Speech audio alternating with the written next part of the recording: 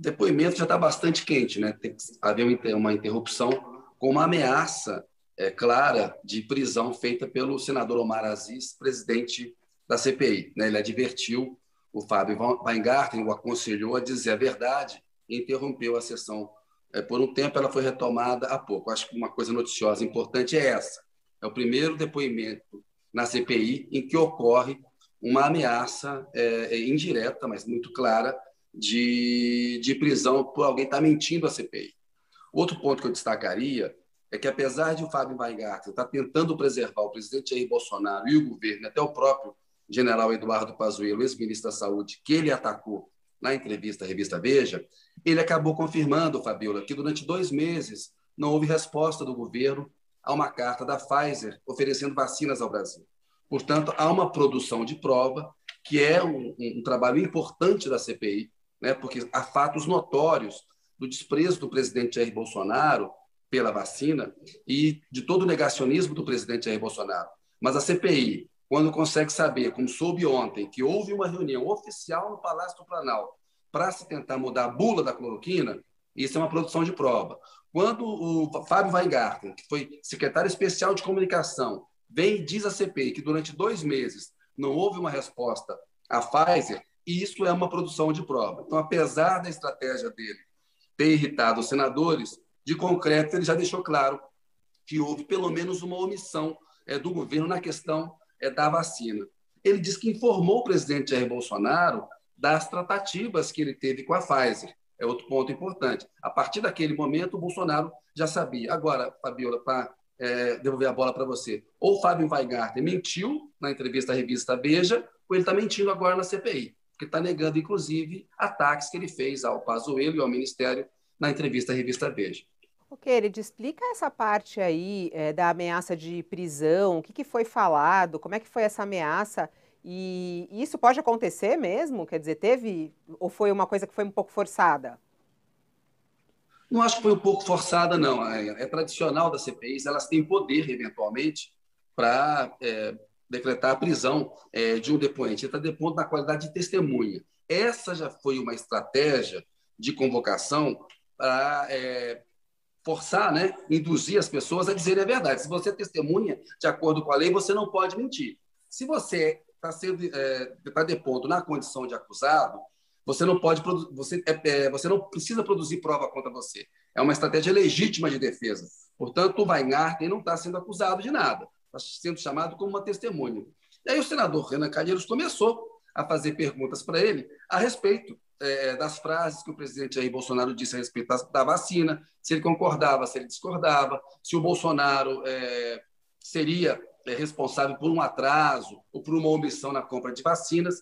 E o Weingarten foi com toda uma estratégia muito parecida com a do ministro da Saúde, Marcelo Queiroga, na semana passada, muito evasivo para tentar proteger o presidente da República. Aí isso irritou o presidente da comissão, Omar Aziz, o próprio Renan Calheiros, começou a haver uma discussão ali. O senador Marcos Rogério e Ciro Nogueira também participaram da discussão, dessa discussão, porque eles são senadores governistas, dizendo que o Weingarten não estava ali para ser humilhado. Aí o Omar Aziz suspendeu a sessão e ela retomou aqui agora. Eu não estou acompanhando, que eu parei para vir conversar com você, mas ela foi interrompida num momento muito quente. A gente tem que lembrar, Fabiola, que só está no começo. Outros senadores vão fazer perguntas para o Weingarten. Nessa toada em que ele está, se ele continuar nesse comportamento, há uma possibilidade, sim, de prisão dele, porque ele claramente está exagerando na mentira, como disse o Renan Calheiros. Ele disse, por exemplo, Fabiola, não teve nenhuma interferência do presidente da República em nenhuma campanha do governo. Quem acompanha, eu acompanho que governo a política há 30 anos, há 20 anos aqui em Brasília. Todo presidente da República opina sobre as campanhas do seu governo. Isso é legítimo, não teria nenhuma razão, nenhum motivo. O Weingarten poderia dizer sim, o presidente sabe das linhas gerais, eu discuto com ele. Mas quando ele diz que o presidente não fez interferência nenhuma em nenhuma campanha, é algo que não está dentro da realidade, né? Então, acho que está mal treinado ali.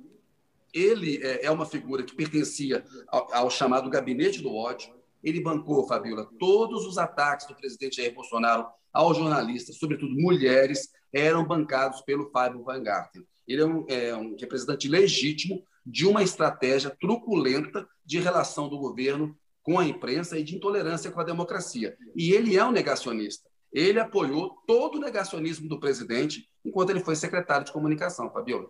E ele começou até o depoimento dele negando ser negacionista, né? Falando que ele é a favor da vacina, até chorou no começo do depoimento para falar sobre a gravidade da doença. Me chamou a atenção, já que a gente é jornalista também, né, o Kennedy, e até conversando com pessoas da saúde pública, sobre as campanhas. Ele fez questão de levar lá uma linha do tempo das campanhas feitas pelo governo brasileiro desde fevereiro. Você viu essas campanhas, Kennedy? Essas campanhas, elas realmente foram feitas pelo Brasil afora? Houve campanha, sim. Eu vi algumas peças, mas, por exemplo, no começo da pandemia, em fevereiro ou março, havia pessoas nessas campanhas dizendo, olha, não vá para o hospital por causa de uma gripezinha, que era como o presidente Jair Bolsonaro classificava a Covid-19, né? E a campanha tinha essas celebridades afinadas com o negacionismo do presidente Jair Bolsonaro. Não foram campanhas incisivas e claras, né, como, por exemplo, um depoimento de ontem do diretor-presidente da Anvisa, em que ele foi muito claro ao falar da importância da vacinação, das medidas de mitigação, como o isolamento, o distanciamento social, como o uso de máscara. Você não via da parte do governo um empenho em informar a população, pelo contrário, né? E apesar de algumas dessas campanhas falarem, olha, use o álcool gel, lave as mãos, no dia seguinte você tinha o presidente da República promovendo aglomerações, falando contra a máscara, desacreditando a vacina. Então, o próprio presidente dinamitava qualquer esforço mínimo dessas campanhas de comunicação para esclarecer a população. E o Weingarten, que é secretário de comunicação, disse que não sabia qual era o impacto das frases e da ação do presidente numa estratégia de comunicação. Ora, eu acompanhei nos Estados Unidos no ano passado, Fabiola, a pandemia e a resposta que o então presidente Donald Trump deu à pandemia. O Trump boicotava, sabotava o trabalho feito pelo Anthony Fauci, pela doutora Deborah Birx, para poder esclarecer a população, né? O Bolsonaro fez a mesma coisa no Brasil. O Brasil é uma espécie de repeteco com o Bolsonaro da resposta que o Trump deu à pandemia. Como o exemplo do presidente da República é muito forte, influencia muita gente, se o presidente da República não dá o exemplo correto, ele sabota as medidas de mitigação. O presidente até hoje briga com estados e municípios que decretaram quarentenas e medidas restritivas, Fabiola. E ameaça os decretos que o vice Mourão diz não existir esse decreto, né? Ameaça remitir aí os decretos. Bom, tem muita gente acompanhando aqui.